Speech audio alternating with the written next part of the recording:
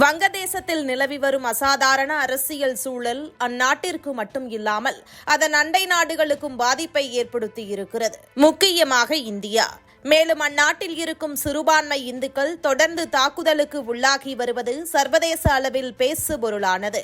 அந்நாட்டில் வாழும் சிறுபான்மை இந்துக்களுக்கு நீதி வேண்டி இந்தியாவில் இந்து இயக்கங்கள் பேரணிகள் மற்றும் ஆர்ப்பாட்டங்களை நடத்தினர். இந்த சூழலில் இன்னொரு தலைவலியாக வங்கதேசத்திலிருந்து ஊடுருவல்களும் வடகிழக்கு மாநிலங்களில் அரங்கேறி வருகிறது. இதை தடுக்க வடகிழக்கு மாநில அரசுகளும் இந்திய அரசும் பல்வேறு நடவடிக்கைகளை எடுத்து வருகிறது.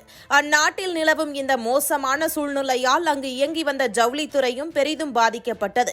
இதனால் ஜவுளி உற்பத்தி தொழிலில் ஈடுபட்டு வந்தவர்கள் வாழ்வாதாரம் தேடி இந்தியாவிற்குள் ஊடுருவி தமிழகத்தின் திருப்பூருக்கு செல்ல முயற்சி மேற்கொள்வதாக சொல்லப்பட்டது. இதுகுறித்து சில மாதங்களுக்கு முன்பு அசாம் முதல்வர் ஹேமந்த் பிஸ்வ சர்மா தமிழக அரசுக்கு எச்சரிக்கையும் கொடுத்திருந்தார். இதையடுத்து திருப்பூரில் போலி ஆதார் அட்டை உள்ளிட்ட போலி ஆவணங்களை பயன்படுத்தி ஜவுளி உற்பத்தி நிறுவனங்களில் பணி செய்து வந்த வங்கதேசத்தினரை காவல்துறை கைதும் செய்தது.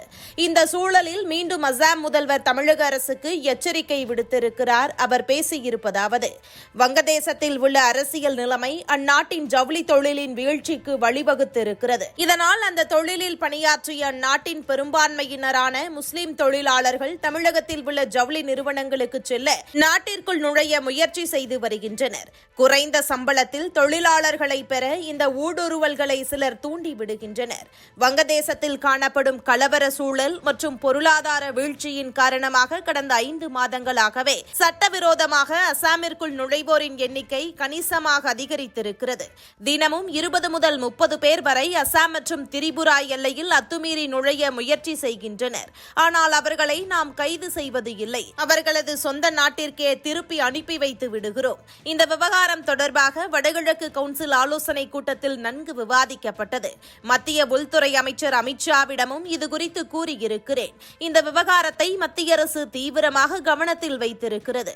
வங்கதேசத்தில் வாழும் இந்துக்கள் மற்றும் பிற சிறுபான்மை சமூகத்தினர் பாதுகாப்பாக வாழும் சூழலை உருவாக்க பிரதமர் மோடி கடினமாக உழைத்துக் கொண்டிருக்கிறார். வங்கதேச நாட்டில் சிறுபான்மையினராக கருதப்படும் இந்துக்கள் இந்த மோசமான அடக்குமுறை காலத்திலும் அந்த நாட்டை விட்டு வெளியேறவில்லை.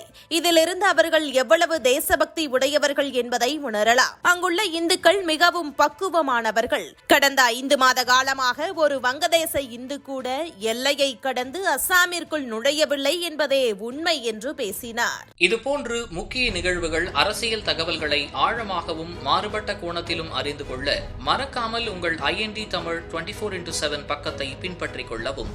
உங்கள் ஒவ்வொரு ஆதரவும் இதுபோன்று பல நிகழ்வுகளின் பின்னணியை அறிய உதவும்.